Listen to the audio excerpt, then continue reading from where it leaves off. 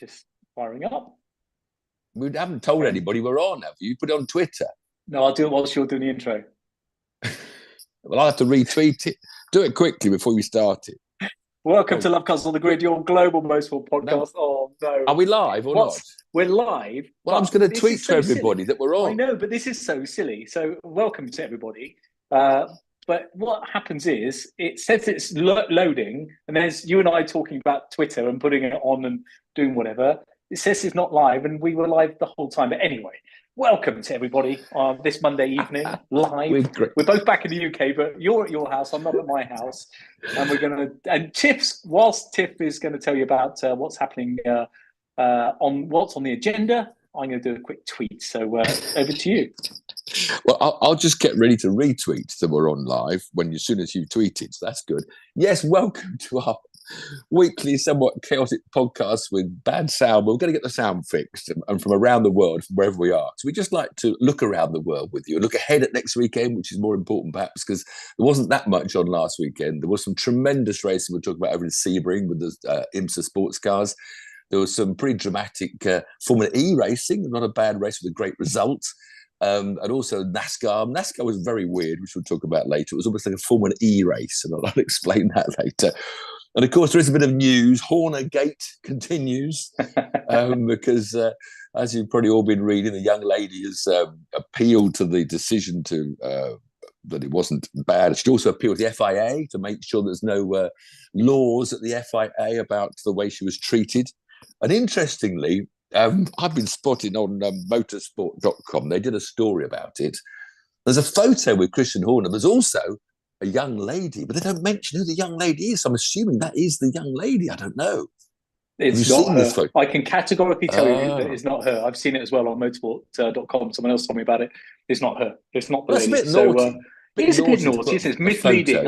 Yeah, but maybe it's for clicks. Okay. I don't know, but motorsport. Well, just to let you all know, everybody, that it's not the young lady, according to our man that knows. No, it's definitely not her.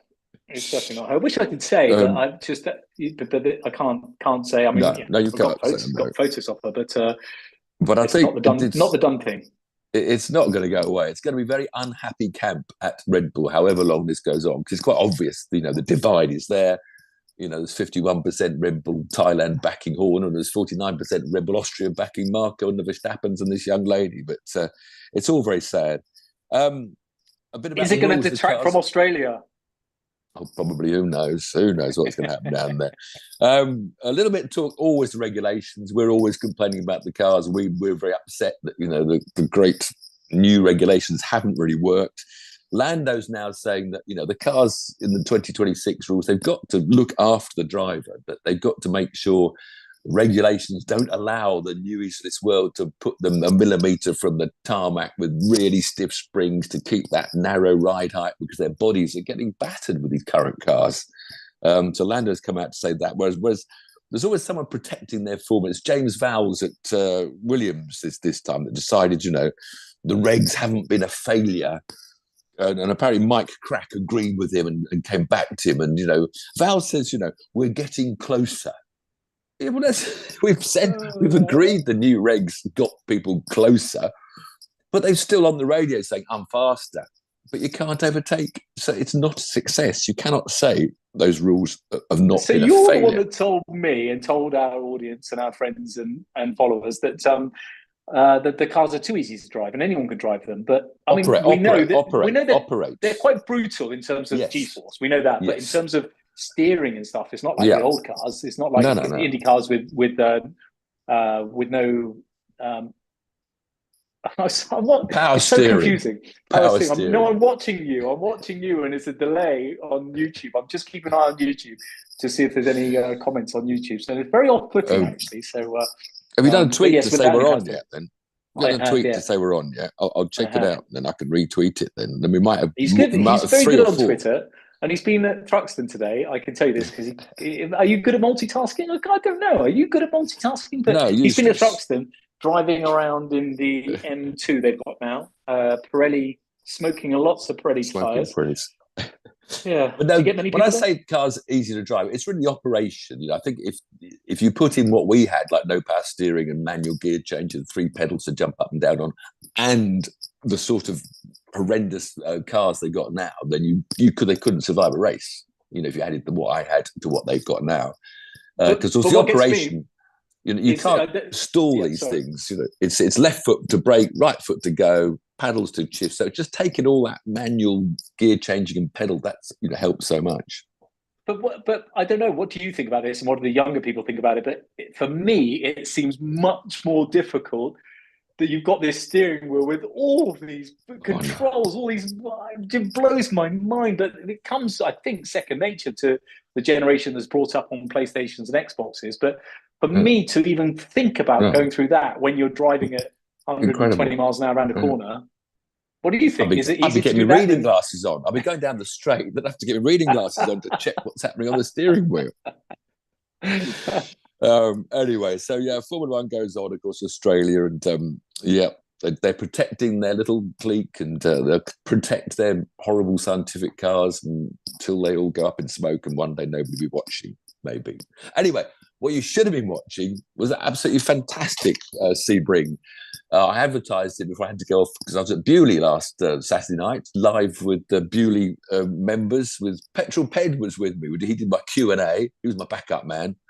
We had a great evening down at Bewley, so I missed the Sebring, which turned out to be an absolute crack of a race. 12 hours, as we promoted it last week, 53 cars or something, 11 hypercars, or they call them GTPs, they call them, because that's the old American rule. And there were 8 cars on the lead lap, and the race ends in the dark, so it's always a very spectacular finish.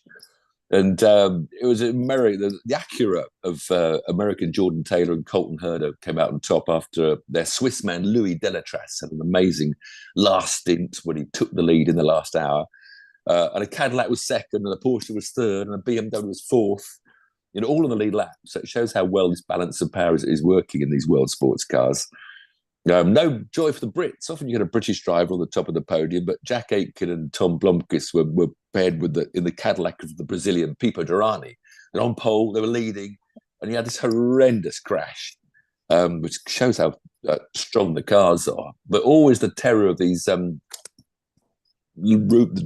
top roof doors, because he just grazed a Ferrari. And it bounced him head on into this tyre wall. The Americans have a different way of doing their tyre walls. They don't go for this huge conveyor belts. They don't make it a wall with a bit of give. They have stacks of tyres that give a lot more. It slows you down a bit slower. It's not as like a brick wall, but of course the tyres go everywhere, and they get under the car, and the car ended up rolling on the top of the tyre wall and ended up upside down. Now, I'd have been freaking, because it took a long, long time. But I mean, nowadays, of course, there are so few fires, but even so, to be sit upside, they're very cramped, those cockpits. They're quite claustrophobic once those gull wing doors, that's what I was looking for. I don't know how many minutes but was it a long time he was in there before they came? They had to get a crane to lift it up. Yeah, it was pretty horrendous. But what it looked like the tyre walls, but it was almost on the straight. It wasn't a corner, was it? So surely some Armaco would have been better to slow it down a little bit. It's on the entry to a corner. It's just a very fast curve. I think it's the same wall that someone hit last year after clashing with a back marker. I forget, a year or two ago. But yeah, it's just the beginning of a fast left-hand bend. So it's, but it's just on the entry, and it just caught the front right and just ripped it apart. With other Brits, though, Philip Hansen and Richard Westbrook, they both retired. The Porsche they were sharing with Tiemann van der Helm. Nick Tandy, always up the front of Porsches, he only finished ninth. So no joy for the Brits in the GT. Did I tell you I was in a race class with Nick Tandy? We were in the same race together. Did you know that? Was it a Fiesta or a KA race? Good Ford KA. Well, that finished in the dark, didn't it, as well? That started the daylight, finished in the dark. But the Brits won in GT LMP2, because they still have LMP2 in IMSA, which they don't now have in the World Endurance Championship. Ryan DL was part of the winning team, along with Americans Dwight Merriman and Connor Zilsklish. Sorry, Connor, it's a lot of Z's and L's, American name. And they were running for the United Autosport team, which is British based, but they've got an American division now, and that's called Zach Brown's team, that's run from Britain and America. Paul di Resta was third in a sister car. So a lot of Brits did well in LMP2. Johnny Edgar, who was one of our young single-seater stars that's run out of steam in Formula 3 and Formula 2, and he's now trying to get a sports car career, finished 4th. Toby Sari 9th, Ben Hanley 10th. So a lot of Brits out there trying to come up that sports car ladder to get a good professional drive. And the Brits also won GT3 because Ben Barnicoat and Jack Hawksworth, that have been out in America for a long time now, earning a bit of money and goon racing, having fun with their Lexus that they share with the American Carl Kirkwood. So we won LMP2, we won GT3. They actually beat the Ferrari. James Collado was part of the team that came second in the GT3 Ferrari. James, of course, lucky because he's doing that World Championship with the prototypes and also GT3 whenever they can fit him into Ferrari's program. What a life. What a life. Yeah, and, I should say. They were 1/10 behind. 1/10, 8 cars on the lead lap of the GT3s. Of course, there's lots of pace cars. America, the way the whole motorsport world is moving, Formula One, we have pace cars now and you get the bunching up. So do they have balance of power in the GT3s as well, too? Yes. So it's all balance of power now. So you can moan and grow. What do you feel about that? Because if you got the best team, the best car, the best engineers, the best aerodynamicists, and you're being penalised, is that fair? Well, yes, it's the way we had to move in a way, because the touring cars in the way old days where there was class A, B, C, and D, there was 4 classes. The Sierra Cosworths were out front. And because you have to stick to your homologated car, it turned out that, class A, you had to have a Sierra Cosworth. In class B, it was a BMW M3. In class C, it was a Toyota Celica. So they ended up like these sort of 3 one-mate classes because in Formula 3, that's the death of Formula 3. So as the science of cars grew, you can't change your car that much. So if you had a March Formula 3 car that was a bit of a lemon that year, you bought it, and then the Ralts had a better car. And lots of teams went halfway through the season, drivers would have to change to another chassis, to be competitive. So that is the problem. If you let science live, there'll be one car that just wins everything. LMP2, you can have 4 different chassis, but they've all got Orecas because only Orecas work. And they won't let the competitors change the car. They're homologated for 4 years or something. So if you've got a lemon, you have to sell your lemon and buy an Oreca. And speaking about the best or the fastest car, you drove the Cosworth, didn't you? What was that like? Yeah, wonderful, brutal machine. Yeah, I had my touring car victory at Donington in the Sierra Cosworth, never forgotten. It's only a 2-litre, wasn't it? 2-litre. I mean, that at the time, it's funny. You got the Americans with these 6-7-litre engines with pumping out the same horsepower as a 2-litre turbocharged Cosworth. But wonderful, and no joy for the ladies in Sebring either. The Iron Dames, without Dorian Pan, they went back to the original lineup with their Lamborghini this year now, but they retired early.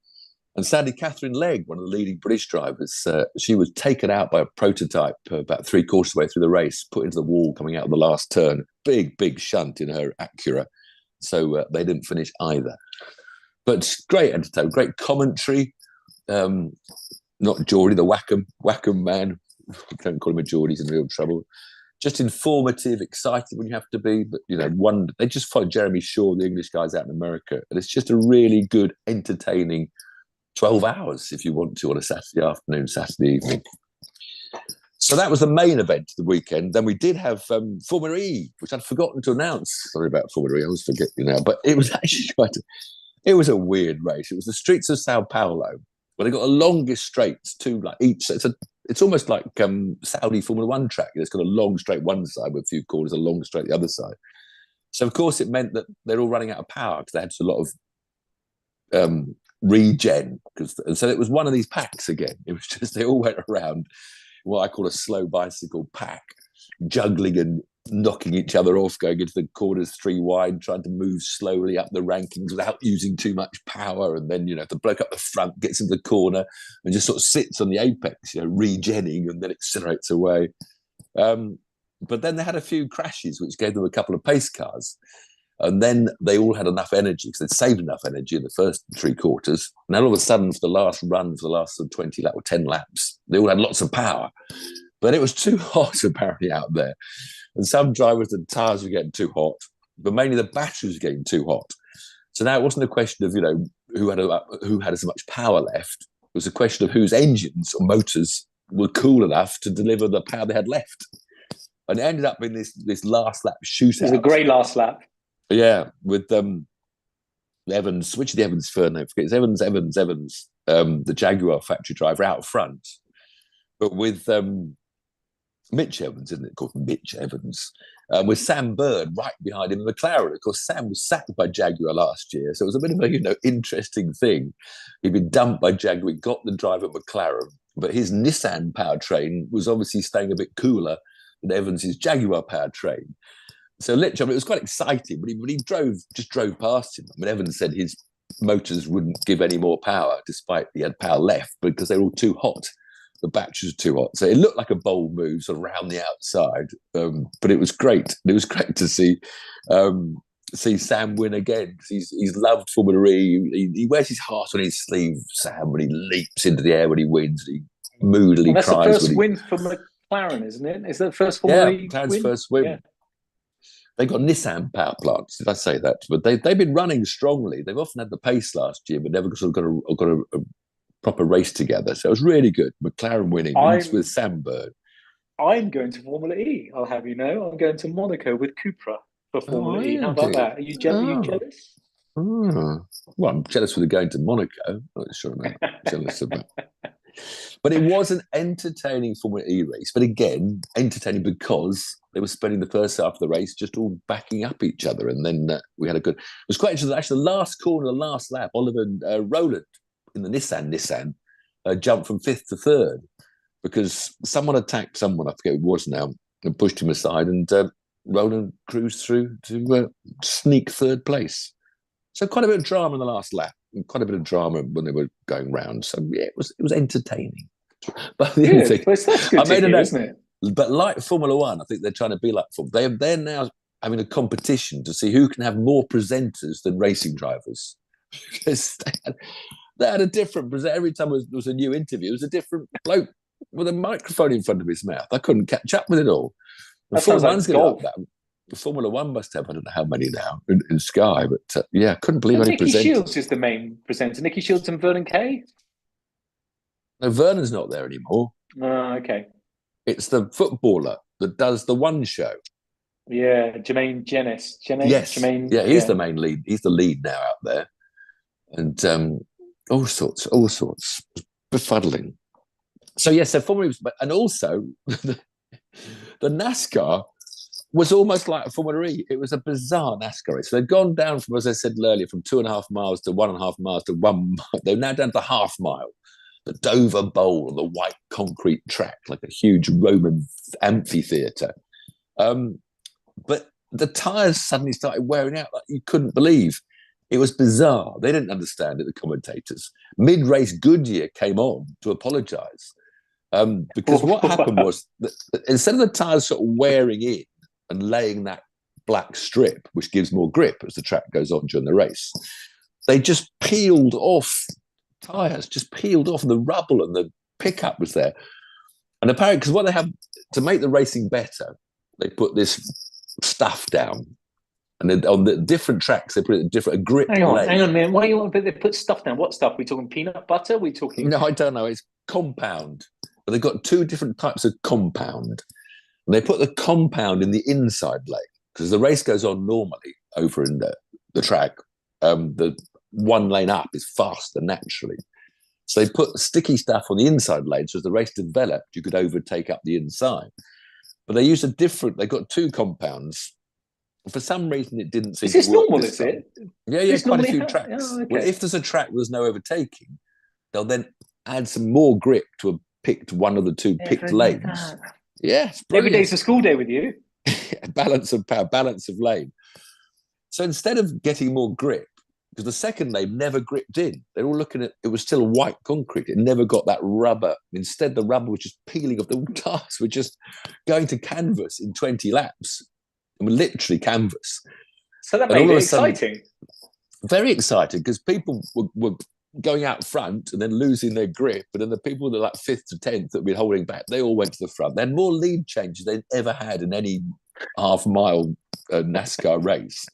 But literally, once you hit the canvas of the tyres, remember Lewis Hamilton when he was trying to get to that Chinese, which lost in the championship in his debut rookie season, when he drove about 10 laps with canvas visible on his rear tyres. Well, these boys were just going backwards. As soon as they got to the front, they went backwards. They were starting to spin out. The yellows were going. But basically, the Toyotas, for some reason, seemed to be able to run their tyres better.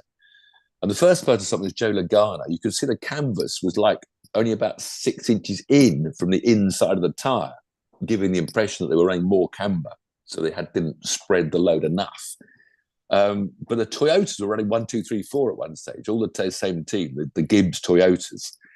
And in the end, it was the two more experienced Gibbs Toyota boys came out to win the race. So Denny Hamlin was first and Martin Truex Jr. was second. There were only about 6 cars on the lead lap because so many had to pit under green and go backwards. In fact, the fastest Toyota was this 21-year-old kid, Tyler Gibbs, who was actually the grandson. It's Gibbs' team, and it's his grandfather's team. He was an famous American football coach, Joe Gibbs. And it's his racing team, the Gibbs racing team. And this 21-year, he looks about 12. He's about 21. And he's driving this NASCAR like a hero. But I don't know whether it was his tyre usage that dropped him back or what happened to him. But he led more laps than anybody else. But in the end, it was the Ford of Brad Keselowski, another old veteran, wily old man that came third. And it should have been Kyle Larson up there battling because he was the one that was staying closest to the 4 Toyotas in the middle of the race. He was looking after his tyres very well. But at the pit stop, one of the crew lost control of one of their wheels. And if your wheel, when it comes off your car, rolls into the next team's box, it's in the pit, stop and go. So he'd been running 5th behind all the two. I think he was up to 3rd at this stage. But he had to go to the back of the 27-car pack, restart after that yellow when they'd lost control of a wheel. And he actually got through to 5th, still on the lead lap at the end. An amazing drive, but he was there. By then, he'd worn it. So he was running 5th. He finished 5th, and he's number 5. Yeah. Kyle. So it was entertaining, but as I said, in a sort of Formula E way, because they were all just dropping back as the tyres fell apart. It was a bit bizarre, to be honest. Well, there you go. That's so it was entertaining. So you get more lap changes, you get more positions changed on the 1 mile than you would on the shorter laps, typically. Yeah, normally. Well, more than the 1 hour, yeah. It depends so much on which track. There's so many tracks are sort of single lane tracks, which is why they've added this compound in to try and make those circuits more competitive. It's nice to hear that there's a 21-year-old in it as well, because most NASCAR drivers seem like they're well into their 40s. I know. It's not just the good old boys anymore in NASCAR. So that was only a live motorsport really all weekend. But so, of course, this weekend, it always seems to be this, like the previous weekend, it was masses on, wasn't it? And now last weekend, it was just the 3 events of main events around the world. And now next weekend, we've got Australia, Formula 1 and Formula 2. Ollie Behrman going out to qualify his F2 and trip up Carlos Sainz when he's walking out of his hotel room, maybe. I haven't heard any update on Sainz's condition. I haven't read anywhere how he's feeling, but he should be. Supercars also racing support events. If you're out in Australia, it's a tremendous Formula 2, Formula 1 supercars. The IndyCars got a really interesting race on Sunday.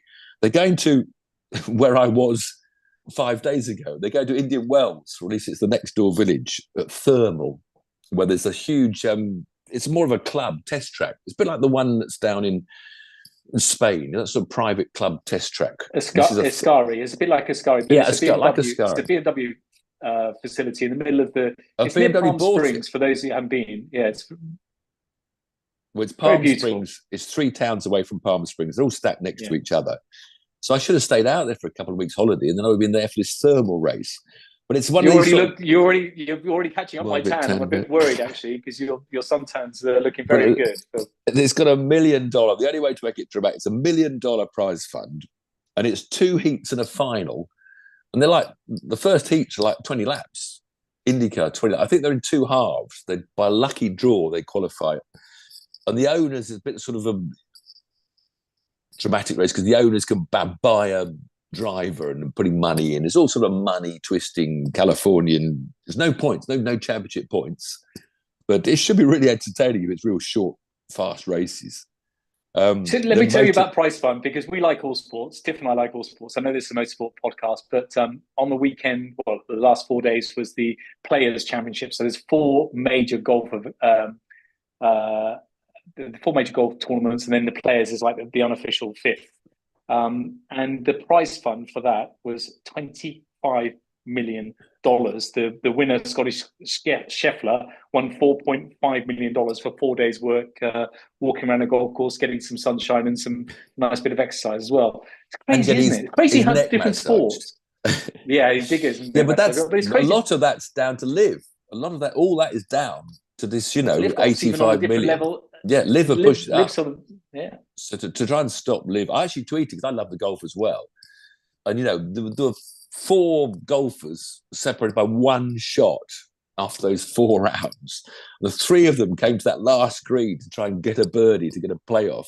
And none of them. It was great drama. And so, people are trying to make peace with Liv. And I'd just say, we don't need them. Just because the famous names have gone to Liv, we'll create new famous names. Promote. They'll merge with Liv because Liv, we're really digressing here, but Liv sponsor such a significant part of the PGA Tour that they will need to do something with Liv. But it's back to motorsport. But before we move on to motorsport, isn't it funny with some sports how well they pay, like tennis, like golf, and then other sports like squash, where the world champion squash player probably won't earn prize money, maybe $500,000 in the year. It's not entertaining to watch. Move on. Exactly right. 2 men in a sweaty glass box doesn't work. so keep an eye out for that IndyCar. I think it's on Sky. It should be.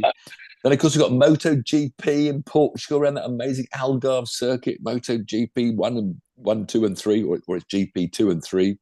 So that's spectacular. Watch. World Superbikes are also in Spain. They're not also in Spain. MotoGP's Portugal. Down in Barcelona. NASCAR goes to the Circuit of the Americas. But Barcelona, which circuit? The old Formula 1 track? Yeah, the Barcelona track. NASCAR at the Circuit of Americas, where they completely forget about track limits. You can go where you want. There's a few they can't shortcut through the turn 3, 4, 5, 6, 7 S's. There's a couple of corners there where they say you've got to keep at least 2 wheels on the tarmac. But elsewhere, they just go over the curbs, just ignore them. Which I don't mind. The silly thing is, when they do that, the runoff is there, so the barrier's not near to you on the track. That's why you shouldn't exceed track limits, because then you get closer to the wall, which is the whole point of moving the track away from the wall. So obviously they get very close to the walls and they don't care. Back home, a bit of a shout out for the British Rally Championship, which we don't ever cover normally. We'll cover it now. It kicks off up in Lancashire, the northwest. It's been revitalised. The ProBite Performance Brakes give a sponsor a shout. They're on ITV4. I'm not sure when they're going to show them, and ITVX as well. And they've got about 40 of these Rally R5 or Rally 2, which are very similar, I think, but let me know exactly the difference. So really competitive, because finally those Rally 5 cars that have done World Championships for 4 or 5 years, they're becoming cheaper, more than manufacturers making them.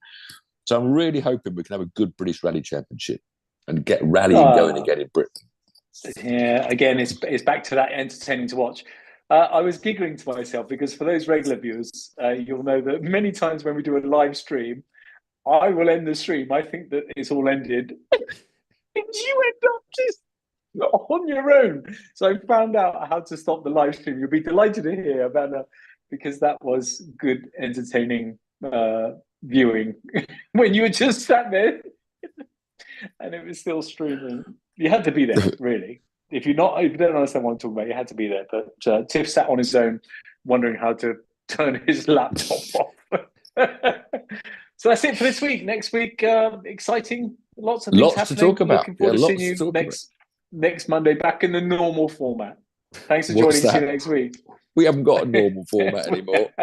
We're going to get some good audio. When are you going to send me my proper audio? Spend some money. Space. We might have a sponsor, believe it or not. We might have a sponsor. So